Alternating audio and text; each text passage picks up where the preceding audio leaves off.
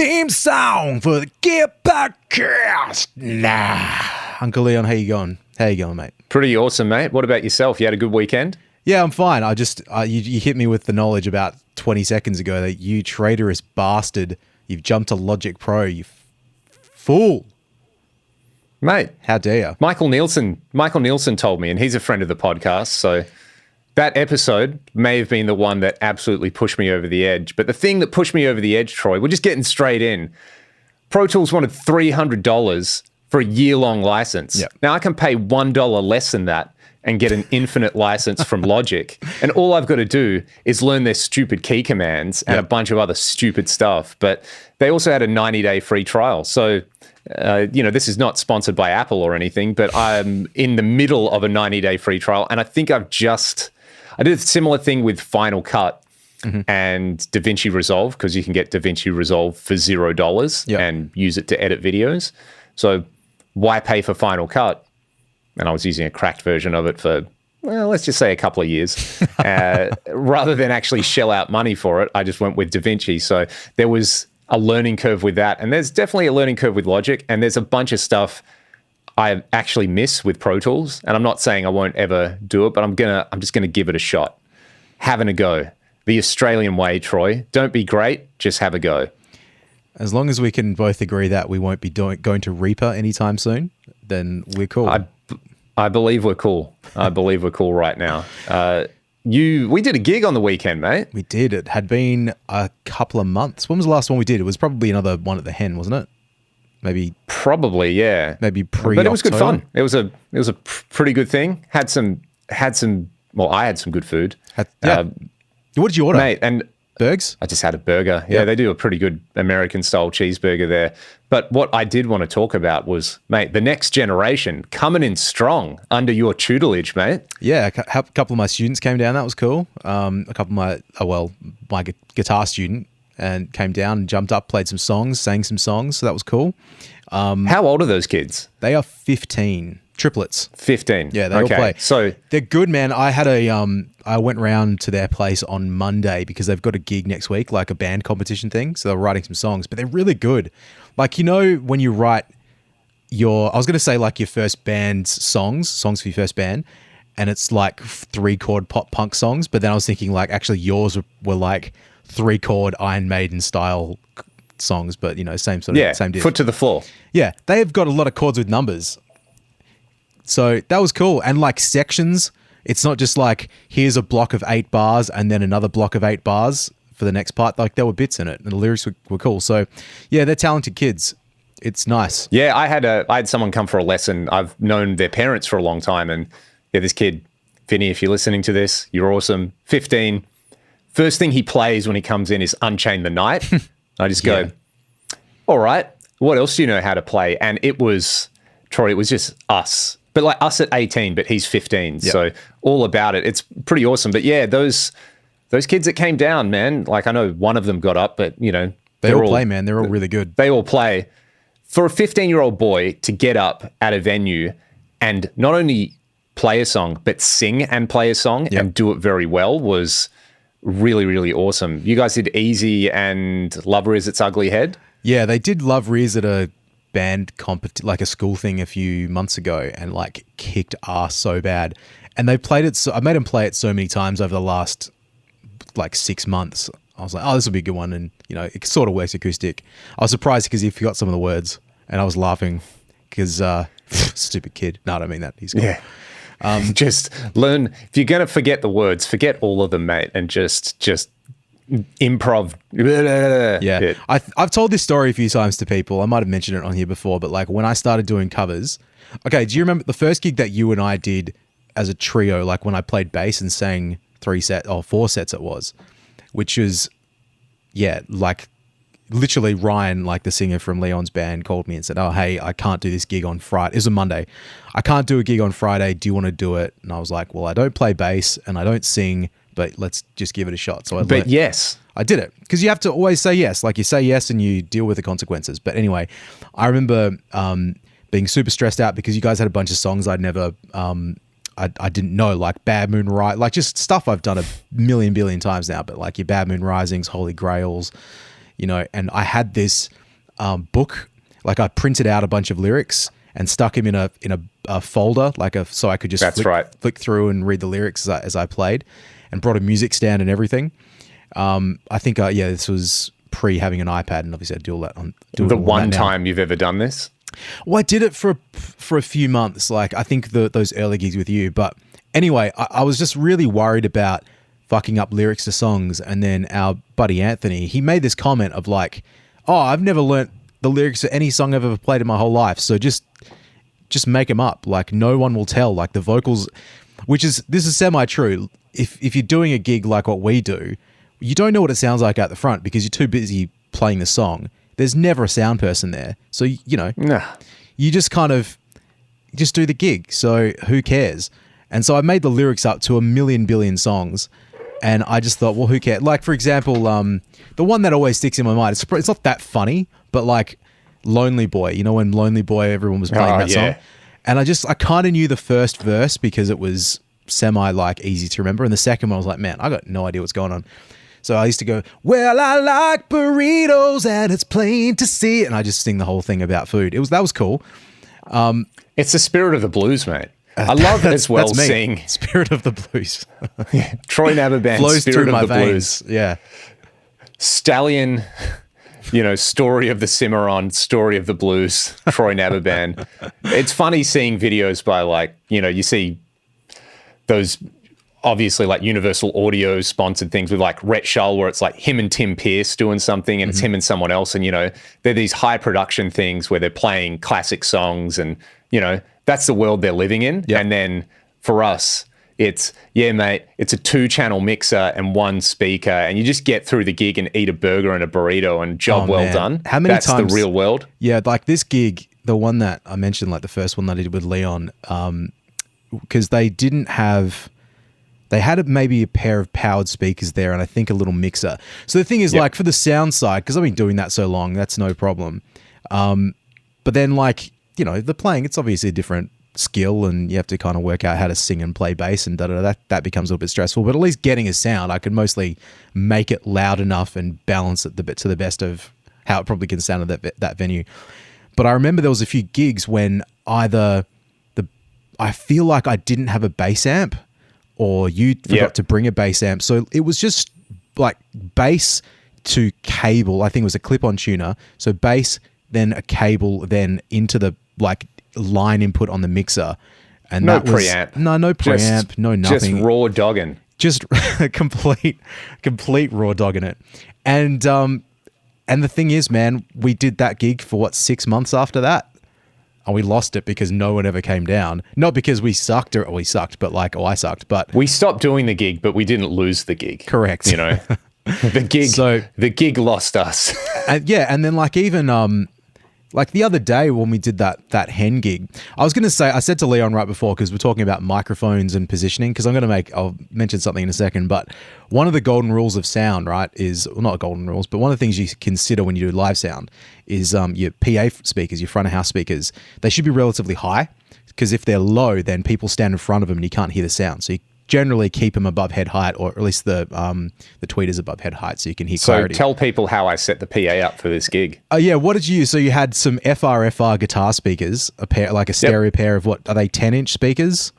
They're the Red Sound MF10. So they're like a guitar voiced FR, and we did a New Year's gig with everything direct and those, and we put them on stools at this mine site because we had to fly out, so take the minimum amount of stuff. It was like, why take speaker stands when no one cares, and we can just put them on stools instead? They're really, really great I really like them for running guitar through. They were actually pretty decent for that gig. And they sounded good at the hen too. It was like they were they went on stands. They were on the stage, which was about a foot high. And if that. Half a foot. And we're playing outdoors to a grass area, and probably like, what would the pub, like undercover pub area is probably like 10 meters away from where we were playing. And you could hear everything fine. It was like, I don't know, man. It's so funny I don't think it's a gig like that gets enhanced by bringing more gear, more gear, B, more expensive gear. It's just you play to the environment. There are other situations that absolutely wouldn't work out, but in that one, obviously you've done that so many times. Because everyone's seated, everyone's eating and drinking, and they're seating at those like park bench things, and then there's children running around on the grass area. It's a lovely gig. There's no TVs anywhere, so there's no like sport. There's no. How many gigs do you do where you're setting up and the UFC's on, and you're just like, this is going to be one of those nights. Always. There's a gig there's I do UFC regularly. fans there.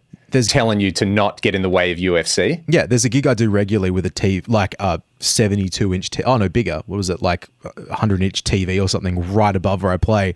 So I'm like, man. about half what you're normally rocking, big dog.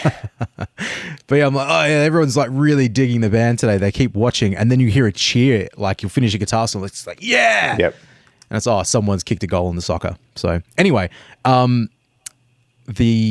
point of the story, like don't care. That's not the point of the story. It's just that, like, if you can work with what you have and understand the situation that you're in, which we're there to enhance a vibe, right? We're not there to be the sole, like, people aren't necessarily coming to just watch the band.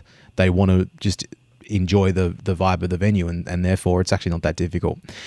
Quickly, so two things to finish my story about the lyrics. Because for years and years, didn't give a shit about the lyrics to anything, and just made them up if I didn't know them. And it was all good. But I remember then our friend Anthony that mentioned, I've never learnt the lyrics to anything. He moved to America many years ago, and when he came back, we did a gig together. And what does he do? But he rocks up to the gig with a music stand and a folder full of lyrics. And I'm like, what are you doing, man? Like, it's your fault that I don't do, like, that I've just developed this skill because you told me it was fine. Traitorous. It's like Leon going to Logic. It's just, I'm getting just insulted left, right, and center. Mate, it's like the Roman emperors in Ravenna. For anyone who loves a bit of the Roman Empire. Yeah. But yeah, that's quite shocking I once saw Anthony do a gig with Frank Salenza, so ex-Baby Animals drummer, plays drums in Ryan's Creedence band, and, very, very well renowned. And they were doing what I assume was meant to be an acoustic duo at the Sail and Anchor, and I think I was there. I think Anthony we went together. Yeah, right? Anthony was playing his gem. Yep. And Frank was playing. So Frank plays, traditional, right? Like, hits the snare with the left hand, plays the hi-hat with the right hand over normal. Every other drummer except Ian Pace and Chris Reeve kind of thing, right? And Frank had completely set his kit up left-handed, like the mirror image, and was playing the whole gig like that and with his left foot on the kick. So, and they were ripping it. But yeah, he also, did his thing where he was singing a song where he just making up the lyrics and not even singing words. But there's, probably two of the best musos you've ever seen. And they're just like, yeah, we're doing this gig. We may as well like practice. I remember Frank saying that, where it's just like, yeah, I'm bored. I'm going to improve my dexterity on the drums. So I love the thought of, before you retire at 40, Troy, maybe you'll be doing gigs playing guitar left-handed. When I was about 18, I probably spent about 2 days trying to learn how to play upside down. The reason also, being, did you have this thing of this will make me better? No, it was, I want to be like Michelangelo Badio. So if I can learn how to play stuff with this hand, like this hand will be fine. And if I could do stuff with this hand, then maybe I can do some harmonized tapping and all this sort of stuff, which I sort of I guess your Stanley Jordan type of stuff. Yep. I can't do it, but there was probably a week there when I had worked on it enough to be able to do something. So maybe I could play chords with one hand and then improvise with the other hand. But nowadays, I don't know. I can't do guitar with one hand, so it's too bloody hard. But anyway, it doesn't matter. I was going to say, I'm going to give people a quick audio lesson because, there's one person. Yeah, you were going to get it. We were building towards something here with microphones. Yeah, and then we'll get PAs, to an actual proper topic of the day. But just quickly for everybody, just so you understand, because 19 years. This is my 19th year of doing audio. Because there's a person that has commented occasionally on the sound quality of these. It's just, we do our best, but sometimes streaming the audio across the internet like this, you can have mixed results. So apologies when that does happen. But just a quick audio lesson for people, because I did mention to Uncle Leon before we started, because he had the mic out of shot, like a boom, like when you see it TV stuff. which is cool because it'll pick up the sound, but it's also kind of noisy and the tone of it will be different. So these are dynamic microphones, everybody. You know what a dynamic microphone is, Uncle Leon? It has dinosaurs in it? That's absolutely what it is. Now, it's got a little moving like coil and magnet on the inside of it. That's what picks up the sound. Well, that's what turns the sound energy into electricity. A bit of a wiggly jiggly. Long story short. Anyway, these dynamic microphones from up close on a source will sound pretty good, but further away they miss a lot of detail that you get from like a condenser microphone or something like that. So they just sound better and they sound quieter and all that when you're right on them. There's a few people I've seen that use these it's not just you, it's like a lot of people on YouTube. Like they have these dynamic mics, like an SM7, which is also very low gain, like very quiet microphone, really far away from them.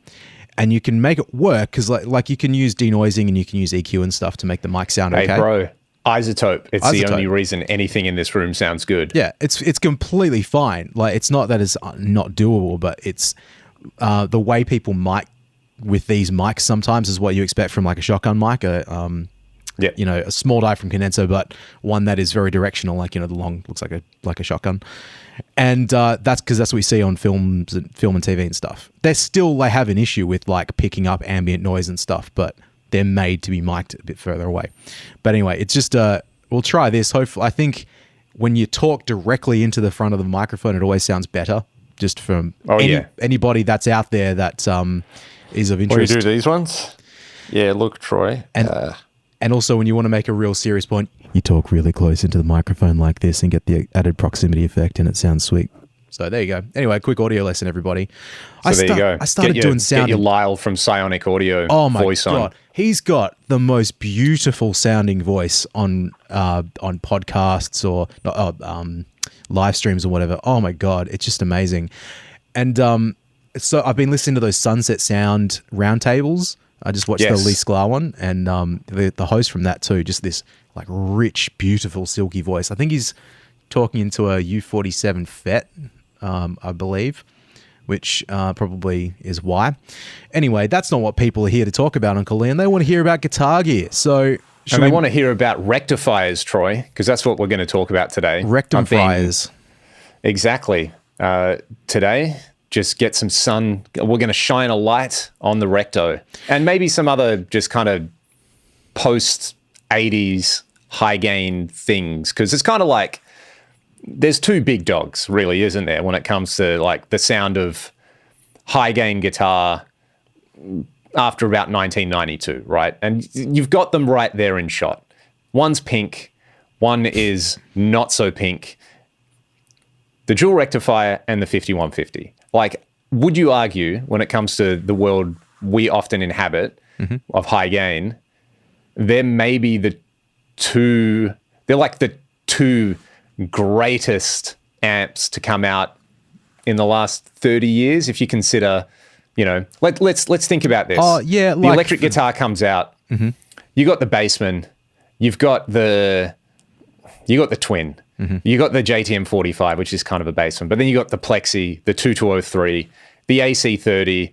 Like, really, the Ampeg SVT for the low enders out there. They're the ones that like wrote the book, right?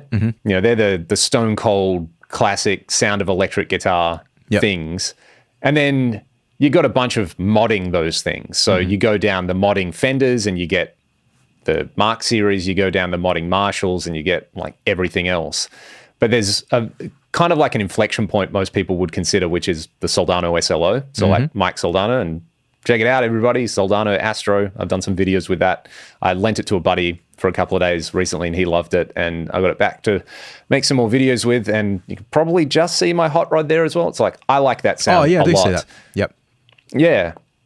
So I don't want to...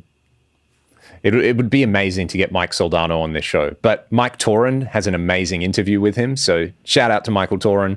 Go and check out his channel because there's a great interview with Mike Soldano, kind of focusing on the rack stuff he did. But I digress. It all comes from, this... It's like the hot rod car culture thing. Like, you just kind of keep making things more efficient and you give them more gain. But by the time you get to, say, when did the 5150 come out? 92, 93? I think it was 92. Yeah, roughly. like 1992 is this pretty big inflection point, it seems, where like the first 5150 comes out. You know, obviously it's the Eddie Van Halen amp, and he was using an SLO for a little while, apparently after his main Marshall died, but designed to do Eddie things. But lots of people kind of cottoned on that, like, hey, this thing has so much going on that you can do that's not Van Halen. And then you've also got the Dual Rectifier come out, which, you know, the preamp is an SLO preamp, but the power amp's a very different design. There's loads of different revisions with it. Those two things, by the time you get into like 99, 2000, they're just on everything. Would you agree? Oh yeah, like yeah, absolutely. Yeah. Is this your feeling with it, where it's like these two? When I started playing, I feel like the Dual Rectifier was, if you get it, like, bro, you like Marshalls, just the best amps are Mesas. Like, once you can spend $5,000 on an amp, that's what you're going to do. You're going to get one of these. And of course, it's Australia, the dollar's crap. And yeah, we're literally spending $5,000 on a dual rec. And then the cabinets even more. And then the 5150s as well were, I don't remember being personally as into them, but I knew they were used on, so we're talking 2004, 2005. It was like metalcore had entered, and everything was a tube screamer into a 5150 in drop C, EMGs. It was just like such an extra level of intensity that I kind of wasn't used to and basically wasn't ready for. It's the kill switch engage sound, right? Yeah. I mean, like, arguably until about like 2010, those were the only two sounds going around, right? Like, of heavy stuff. Even think about the what was it, like the stuff that we were listening to in like 2008, like all those Frontiers, all that Magnus Carlsen stuff. But like, and all that associated music, it wasn't like directly a Marshall sort of thing that people wanted. It wasn't until, like, I guess your Friedman type thing came along a couple of years afterwards that it added a different flavor into the equation. But I think it wasn't a sound that at that time I liked as much, kind of like what you're saying, because I remember trying Rectos and just not really working. I just couldn't work it out. And the manual also I found really confusing back then, and the way people spoke about how it's like an interactive EQ, and when you do this, it does that. I was like, well, how are you fucking supposed to learn how to use it? It doesn't make any sense. It all seemed really confusing to me. So yeah, like the Recto thing, I associated it so much with nu metal. So I thought, well, it's Linkin Park to me. Yeah. Like, it's hybrid theory. The sound of that album to me is like PRS Recto. Yep. Why would anyone ever want to use that sound? Yeah. And and it's funny because I will talk about it, but like, I feel like I'm starting to understand it a bit better for, like, if I just think of it as a guitar amp. If I start to think of everything as just a tool and not like a tool to only do one purpose, it's actually very good and very versatile. So this is a good point, right? Because probably for us growing up, it wasn't that it was just another amp. It was a recto, kind of mythologized, right? Well, you get a dual rectifier and it's just this different thing, right? And before we sort of talk about a little bit of a brief overview of the history of these things, can you remember the first time you played through one, and what was your impression? Yeah, I reckon there was, in 2008, I borrowed one. My sister worked for she was in high school. Oh, was she in high school? She might have just finished high school, but she was working at this place that was like, they hired amps and did a little bit of PA and lighting and stuff. But yeah, they had some backline there as well. So I would drop her off on like a Saturday morning, and I completely forgot she worked there, but I'm gonna have to remind her, because she's a doctor now. It's just like wild that she was doing that at like 17. But I remember dropping her off for work, and they were just like, oh, this Recto isn't doing anything, like, why don't you take it for the week? I'm like, yeah, fuck yeah.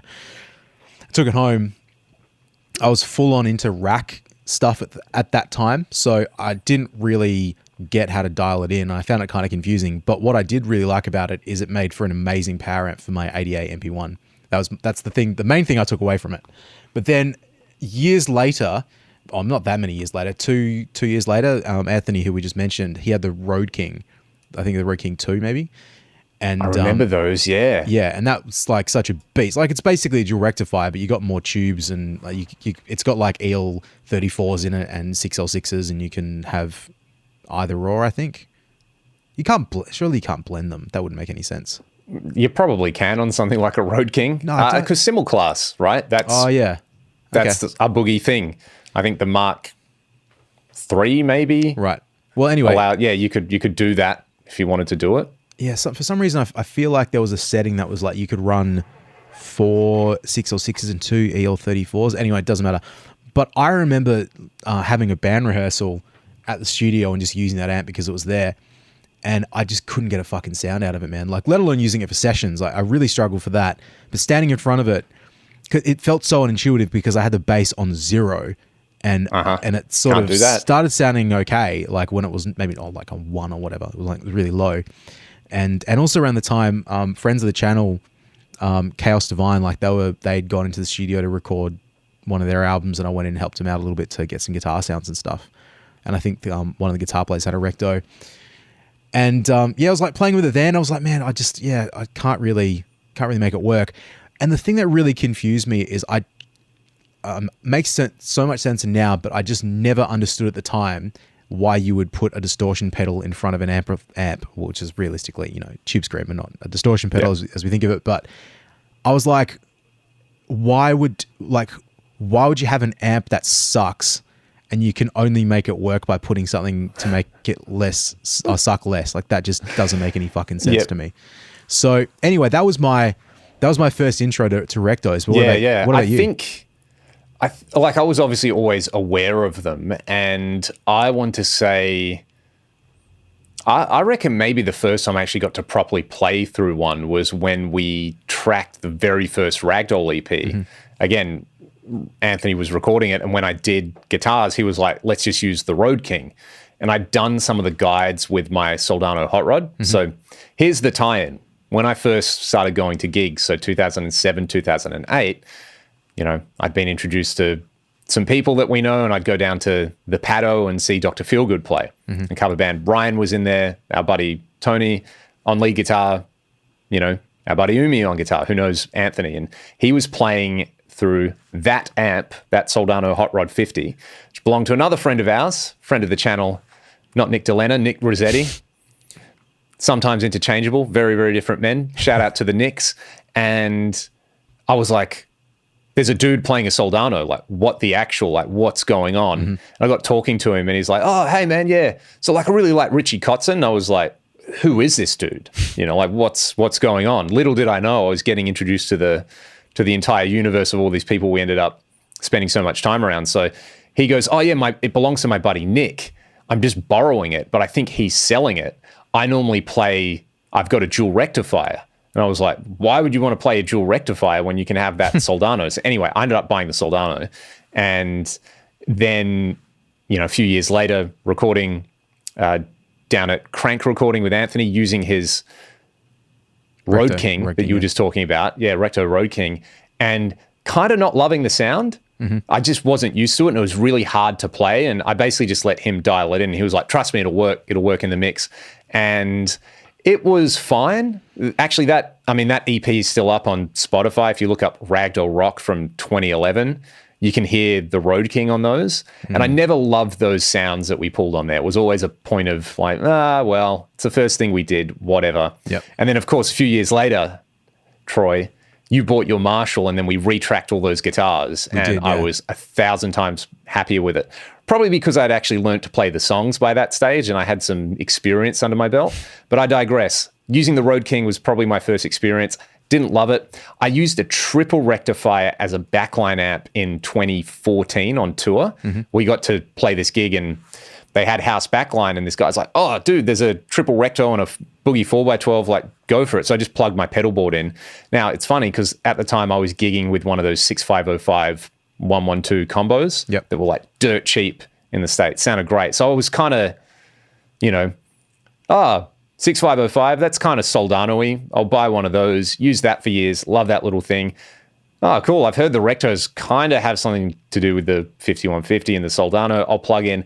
Hated it. Like one of the least enjoyable backline experiences I've ever had. It was like the thing was if I was playing the Peavey or I was playing a Soldano or a Marshall, there's this kind of like immediacy, chewiness to the sound, and like it's forgiving, and you can just playing the rectifier. I wasn't ready for just the transient response is different. The distortion texture is different. It was really, really difficult. So I was like, this sucks. But then this is the pivot point with the Recto. Shout out to our buddy Nigel, who I believe let you borrow his Roadster. Yeah. So not a Road King, a Roadster. It's like slightly more pimped out than a standard rectifier, but not as pimped out as a Road King. Yep. And we recorded a single in 2015, Rewind Your Mind. You did it. We did it at Crank. And I remember you saying to me, hey, like come into the studio, a few days before, and we'll set up some amps, and we'll just kind of like, we'll play a few amps in the room really loud through a cab, and we'll see what we like. And we tried a few things, and I remember, playing, we were both playing through that, and it was kind of like a light bulb moment where I want to say in that moment, whatever you did, I got the sound, and I was like, this is kind of awesome. I really, really like this sound. I think too, because you guys started like exclusively playing in drop D. And drop C. Or drop C, sorry. And it was like heavy, riffy.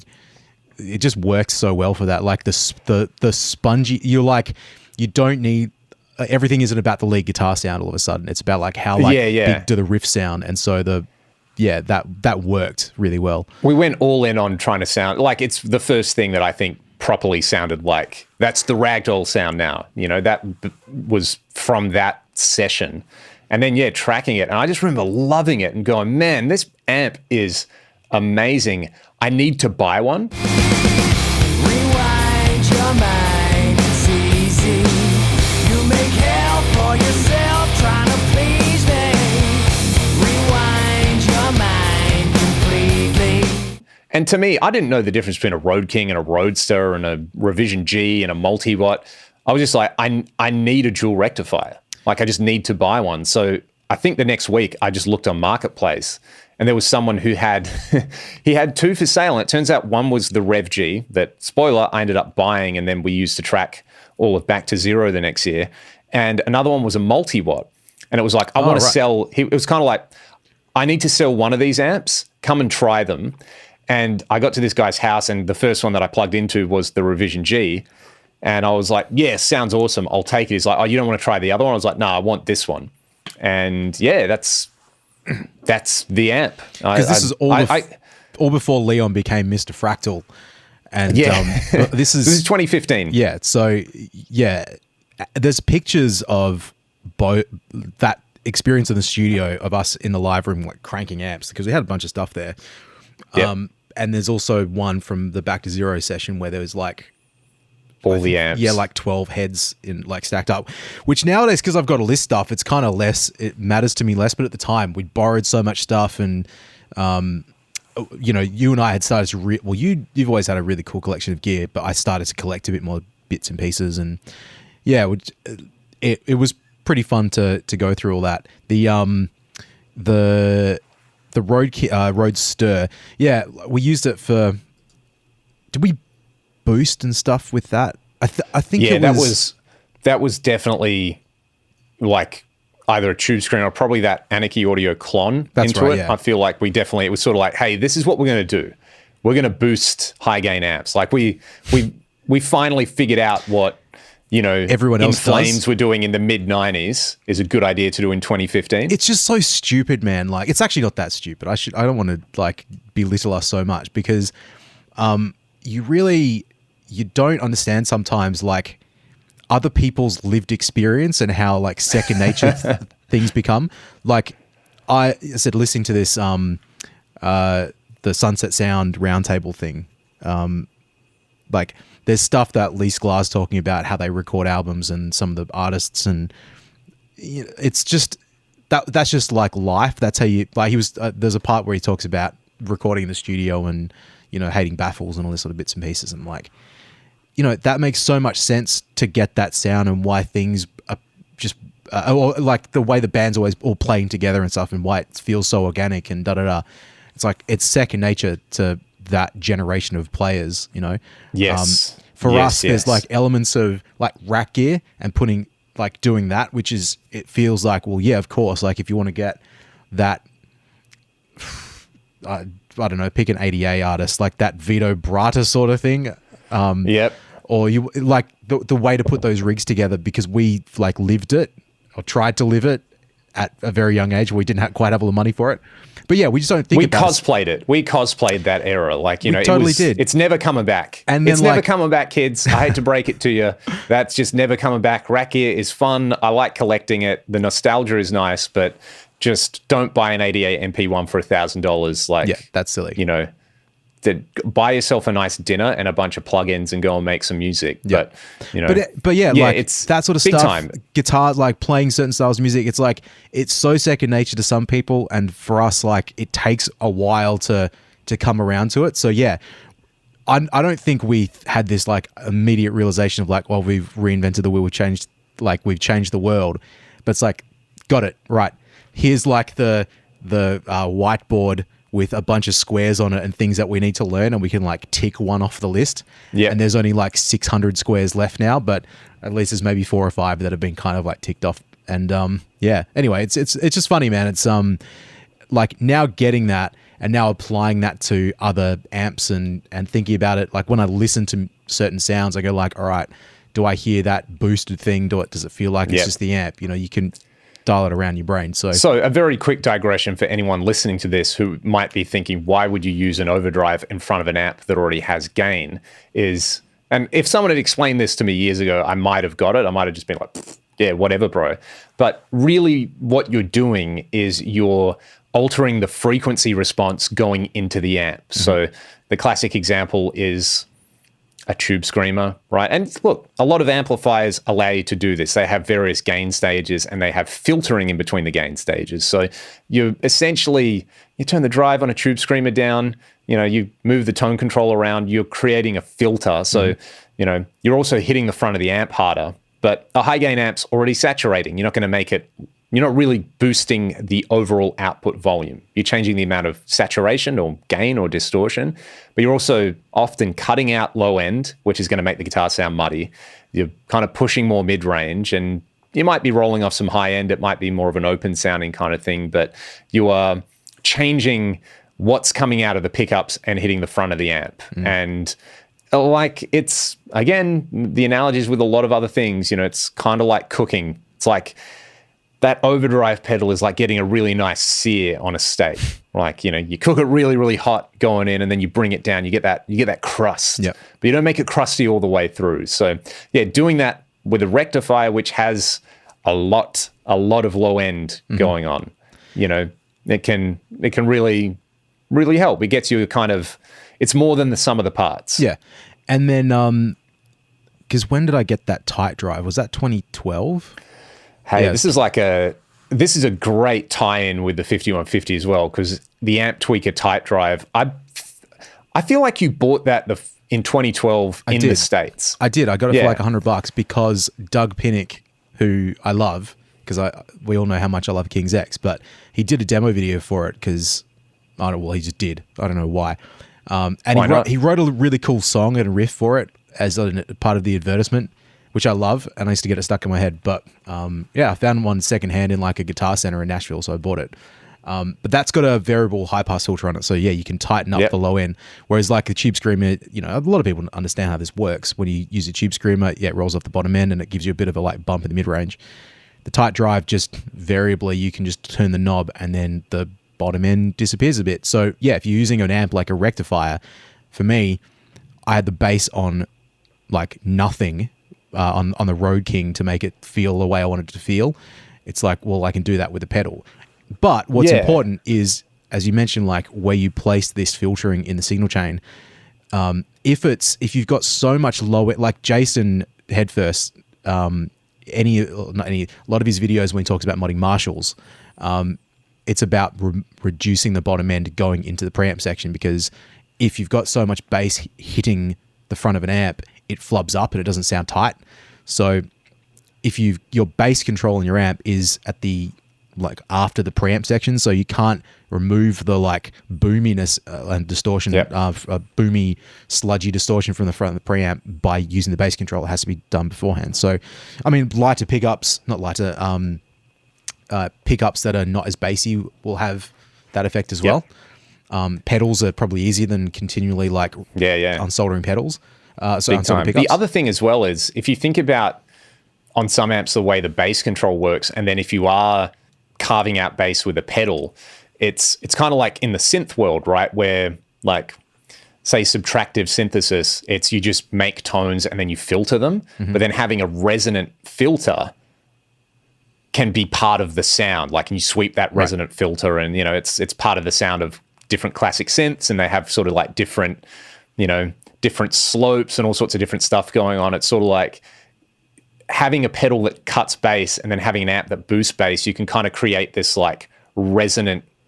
You can like change that peak on there, and that itself can have a sound. And like, you know, think of the classic sound of different pickups as well. Like pickups, you know, they roll off high end. Basically, they're also kind of filters, but where the high end starts to roll off, there's a little knee in there. So, and where that is can really kind of determine, you know, how a particular pickup in a particular guitar works with a particular amp. So, yeah, I often think of that where it's like, it's not, and because this is non-linear stuff and it's distorting, there's that extra factor in there where it's part of the fun. Like, do you want the amp straight in? Do you want a pedal in front of it? Do you want something happening in post? It's very, very fun. But that amp tweaker tight drive, that tight control was so important. Now, that amp tweaker, all the designs are done by James Brown, who is the engineer who designed the 5150 with Eddie Van Halen. And rather than rehash all of that, go and watch the Tone Talk with James Brown. It's amazing. He seems like such a wicked dude. But we'll get to the 5150 thing in a second. With the rectifier, like all good mythological pieces of gear, right? There's multiple revisions. So there's actually a website called rectifiedguide.com, which is sort of amalgamated all this information, where basically they were saying the first prototypes for the dual rectifier was, let me see, I think 89 to 91. So they were built into Mark IV chassis. And this is, you know, there's still like the hair metal era. More gain is more good. But the first actual revision that came out, so it came out in February 92. And the list price was 1,195 American dollars. And this is the one with the kind of silvery chrome panel, black knobs, and then the black hammered out, you know, the tread plate look on there, right? So what revision did you say that is? So that's revision C. So C, apparently that's the first 280 odd amps made. And yeah, I'm not sure if you'll talk about this at the very end, but like interestingly, Umi that we mentioned before, who was playing the Soldano, but Leon, he did have a rectifier. So that amp, that like Umi's rectifier lived at the studio for like a couple of years, and he sold it a couple of years ago. It's one of my big gear regrets that I didn't buy it. Because it sounded really, really good, and it sounded really different to other rectifiers. Everyone commented on that.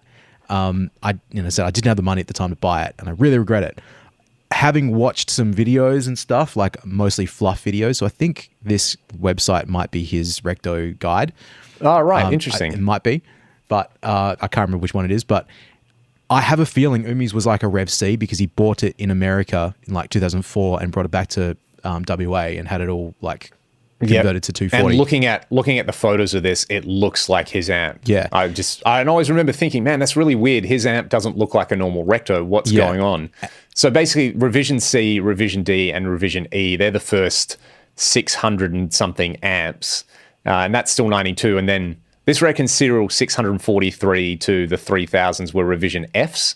And these look more like what you expect a rectifier to look like. They have the chrome tread plate thing, and they've got the black backdrop for the knobs with the chrome knobs on there. So if anyone's ever seen a Recto, it's basically what they look like. Now, these were 2-channel rectifiers as well. So you had it could either be orange or green, right? So you could have as a clean channel, and then there's this like vintage mode, which I guess is kind of more a classic crunch sort of thing, or you can clone the red channel onto the orange channel. It doesn't sound exactly the same as the red channel. This is like the beauty of these things, you know. It's not just like, but it's a cool idea where you can have both channels if you want on that like modern high gain setting. And yeah, so that's the Revision F. Now, my personal one that I have, the serial number is a Revision G serial number, but it has the Revision F cosmetics. And my understanding is, so mine is an Australian export model, basically. So I think for the export models, the kind of, what I've read about anyway with the Rectos is that, yeah, they still use the small logo and the old faceplates for the Revision G exports, but they changed over to what you consider like the standard classic, the Rev G, 2 channels. It's got the bigger Mesa logo on it, 2 channels. And this is like 94 to 99 they made these. So this is probably like, if you played a Mesa in that time, you probably played one of these. But that's just cosmetic. It's not like in like internally there's no differences between the I think F and there G? were some, each of these revisions, the circuit did change very, very slightly, and different things with the transformers. I think the Revision F, they added the parallel loop. Oh, okay. Which is an easy mod if you want it changed over. And that's right. You also had, they were using the old Boogie Mark III output transformers up until around the like 1300-ish serial number. So different transformers, a few different things. They also came out with the rack mount rectifier. There's a John Sykes rig rundown from 92, 93, where he's got a rectifier, as people like to call it.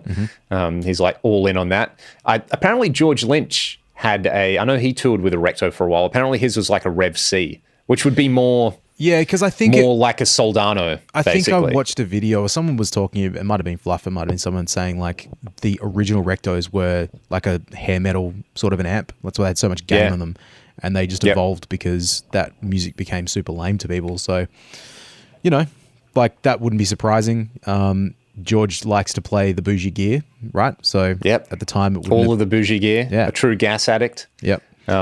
And yeah, look, we haven't even talked about some of the specifics of these, right? Like the things, and most people would know that the preamp of a rectifier, the high gain mode, it's an SLO. Like Mike Soldano has many times said, you know, he looked at that and just went, you know, this is one of those like don't copy your friend's homework kind of thing. But the power amp section is very different. One big aspect of that sound is there's no negative feedback on the modern high gain mode. So the amp's really sensitive to the type of load you connect to it. So connecting it to different cabinets, you know, I definitely played mine through a bunch of different cabs, and like playing it through an oversized Boogie 4x12 is like, it's a thing. It's so different to playing it through a Marshall 4x12 or through a 2x12 or various other things. Like it very much changes the way the power amp sounds and responds. But then you've got the kind of classics. So you have switches on the back. One is called bold and spongy.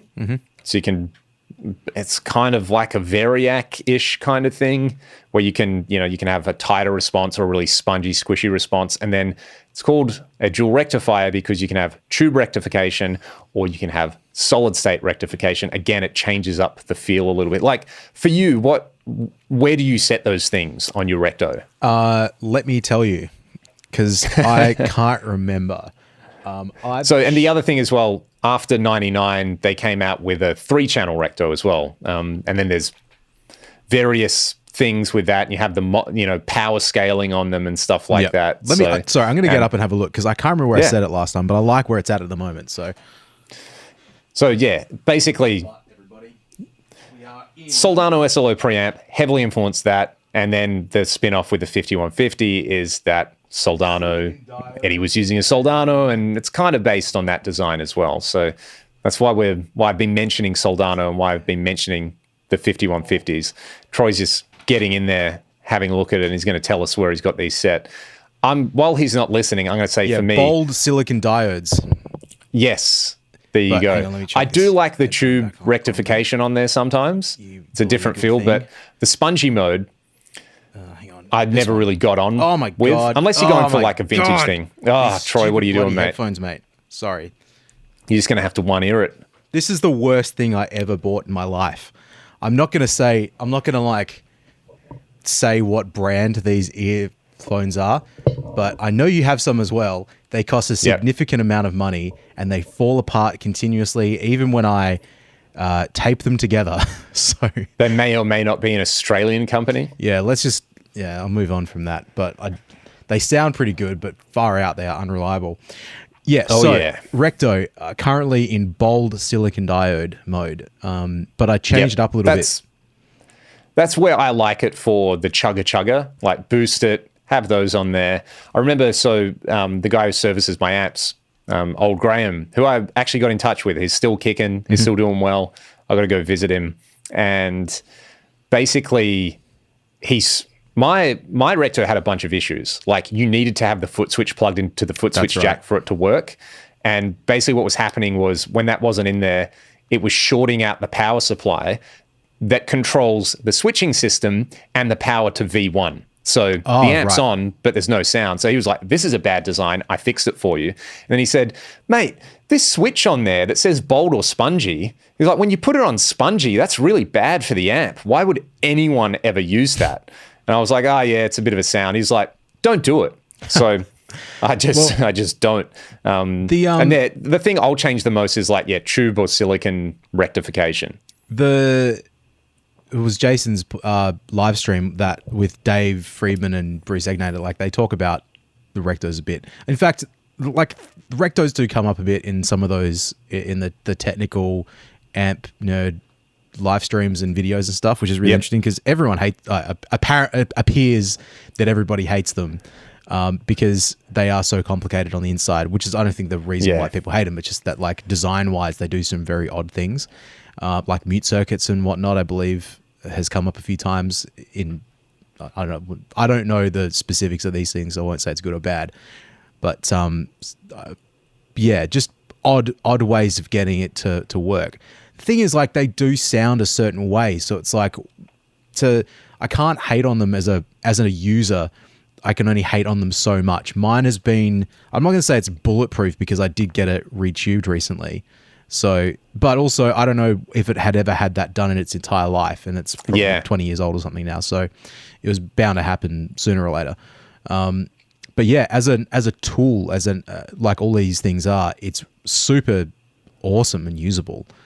It does something that like a Marshall won't do and a Vox won't do. It's like, it's its own sound and its own thing. So what are the modes on the 3-channel? Because basically the 2-channel is, you have like the red channel, that's normally your modern sound, but you can have that as like modern or vintage. Then there is a clean mode, but normally most people don't even bother with that. It's sort of like, it's basically like Recto vintage, which is, I don't know, to me, it almost kind of sounds like a higher gain tweed sort of sound. Like it's very farty and flubby, and it's kind of cool. Like you plug a telly into it, but then it's the high gain sound. That's what everyone wants. But on the 3 channels, there's like the raw mode and a bunch of stuff. Raw and modern is pretty much, I think that's what it is. Now I remember the raw sounding like really, really good for like a crunch style thing, right? Yeah, hang on.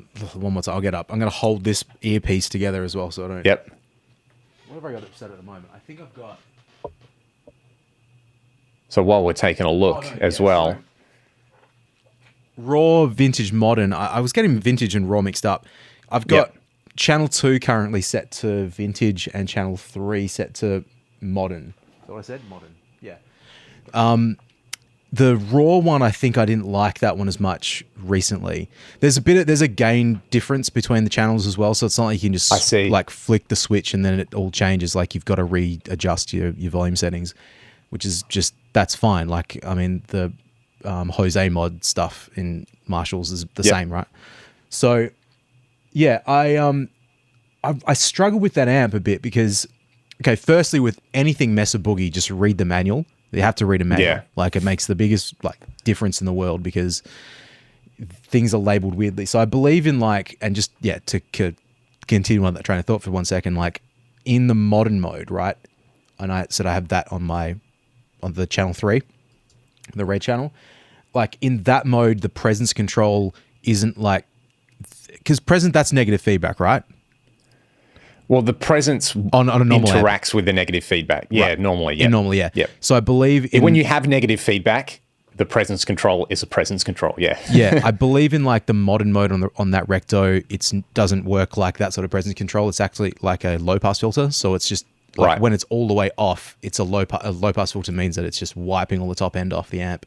And as you increase the presence control, what you're doing is actually taking the frequency of the low pass filter up higher and higher and higher till it doesn't do anything anymore, I believe. You get more of that signature frying bacon sizzle. Yeah, but that's just the labeling of it makes sense, because as you turn the presence control up on a traditional amp that has presence, it's going to increase like the higher end frequencies. As you do it, like it's doing the same thing. It's just doing it in a slightly different way, like technically in a different way. But again, all that's in the manual, which helps to read. Like there are certain things where once I've read it and I can understand how something is supposed to work, I can do the thing it's supposed to do. Yep. Sometimes I do struggle. Like it's really stupid. Like I struggle to twist the knobs into the position where I like the sound of it the most.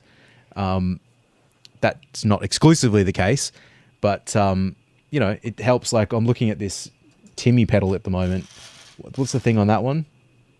There's like the knobs are backwards on that thing. Yeah, so they're, as you turn them up, they're actually cutting frequencies. Which you're gonna hear that, obviously. That's a bad example, but yeah. Anyway, like long story short, I'm interested about how these things work, so I like to I like to look at the knobs. But yeah, the way I've got this, I've struggled with the tone, getting a tone I liked. So what I did not that long ago was I watched a couple of videos with people and how they dialed the amps in, and specifically on the 3-channel, because like the 3-channel is different sounding to the early ones and the multi-watts, like it's its own thing. So I was like, all right, well, it's not an uncommon amp.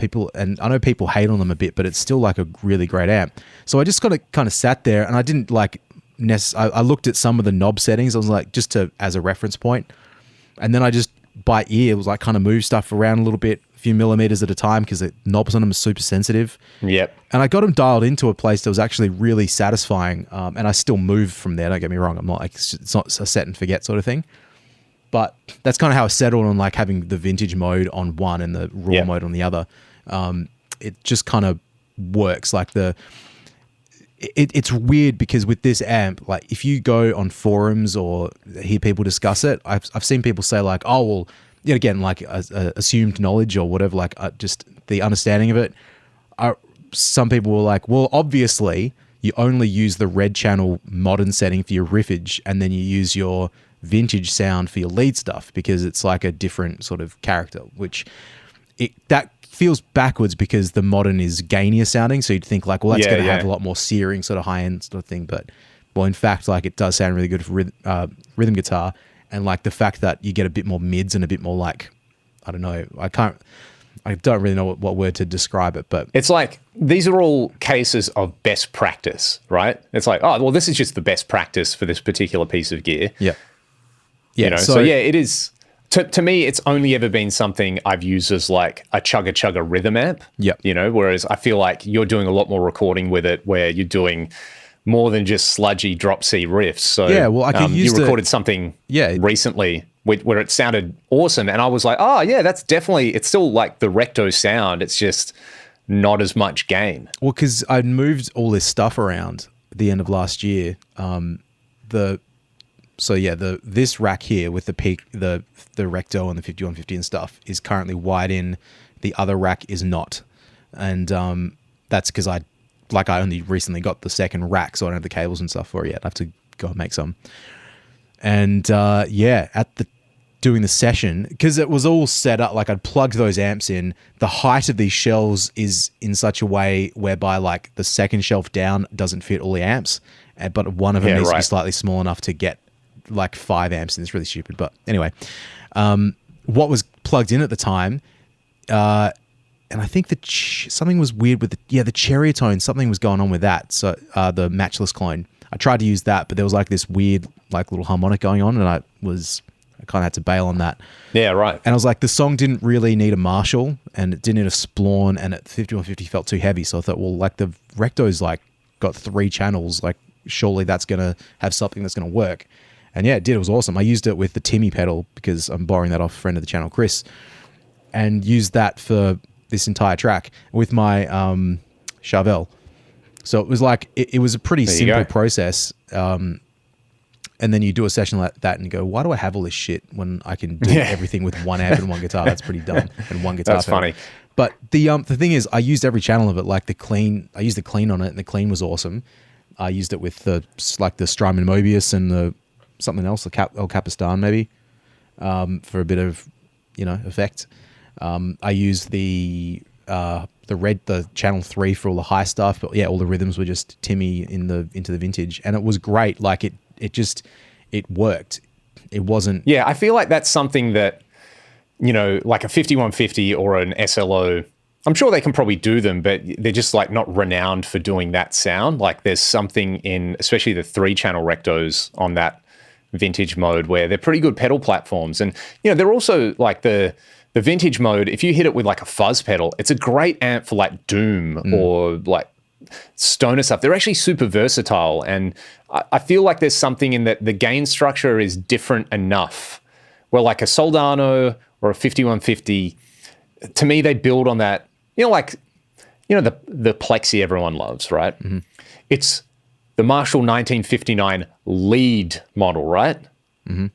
Like it goes all the, there's something in that where they're like, these are terms that don't really apply anymore, but they kind of used to mean something where it's like, this is for lead guitar. This is for loud single note soloing so that you can hear the soloist. And, to me, the best example of that's like Richie Blackmore, someone who hated playing rhythm guitar, loved playing solos. Hear the 200-watt Marshall Majors, ridiculous amps. But like the 5150, it's Eddie Van Halen's amp. Like, the everyone's favorite lead guitar player, like the embodiment of the lead guitar player in a band, even though, hey, Eddie's rhythm playing is really where the party's at, but I digress. The Soldano as well, it's this thing for high gain lead playing, and there's this sort of like, there's this character that you always know they're there, whereas I feel like with the Recto, it diverges enough from that where you're like, if you just want to like track rhythm guitars for a pop punk song, well, works really, really good. Yeah. If you want to, it can do the lead guitar thing as well, obviously, but you can change the gain structure enough from the sort of tight, filtered, high gain thing that the Soldano and the 5150 do, where I see people write off the dual rectifier as like, oh, it's just an SLO, but not as good. You're like, well, that's missing the whole point, bro. Yeah. Like, to piggyback on what you said, it's like it's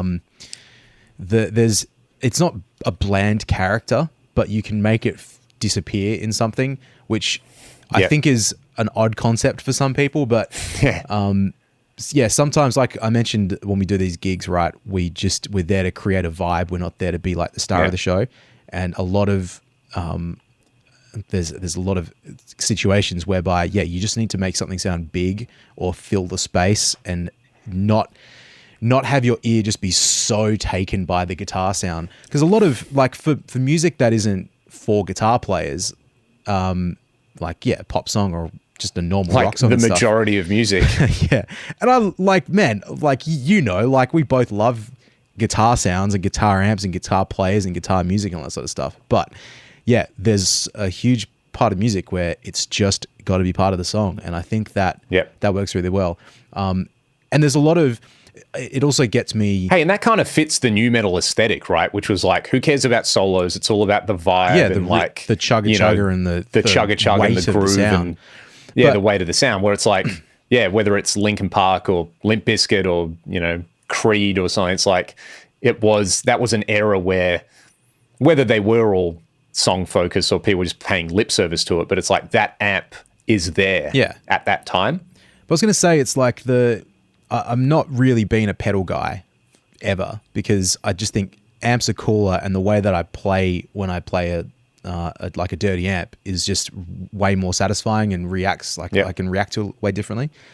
But I can't, if I think about certain pedal sounds as being like giving just the general idea of distortion and overdrive rather than giving the sense of like, okay, it's going to sound like a Soldano, it's going to sound like a Marshall or whatever.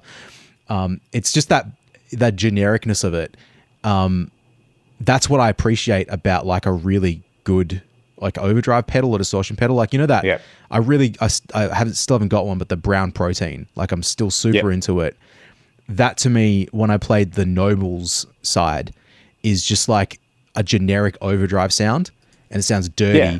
But what's so great about that is it just allows me to play a song and fit, like where I'm like, all right, I'm playing this part, but I can just hear this spikiness in the at 3K, or I can hear maybe why country guitar players froth the ODR1, why it's like the standard, because if you're playing guitar in Nashville and you're recording, that's what you're there to do. Like you're there to just contribute. You know, I got an analogy for you, Troy.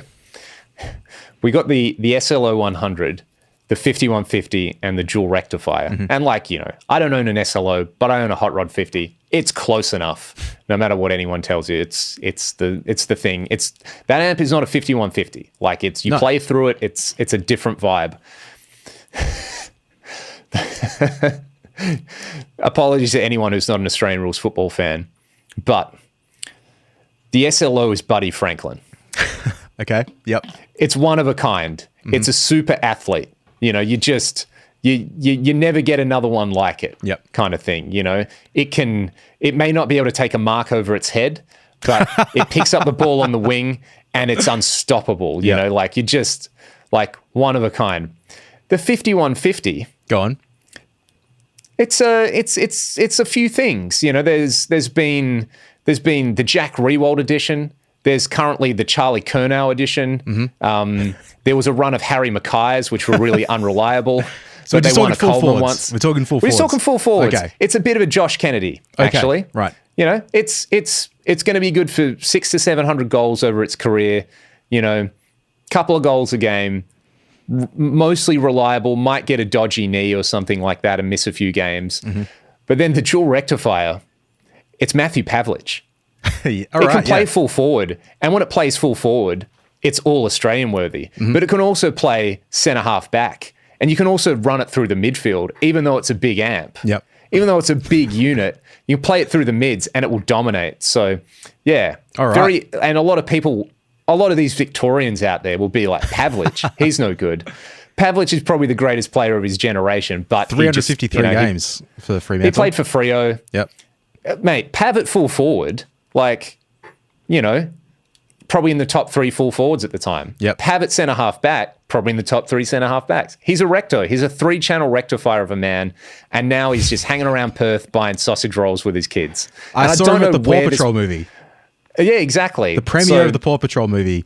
I'm there. Matthew Pavlich is there. You know, all the stars. Basically, this is the point where this podcast. Yeah, this is where this podcast has jumped the shark. So, the last thing that I'll say about Matthew Pavlich is, it's also easy to forget that the Dual Rectifier, like this, you know how it says Dual Rectifier solo on some of them.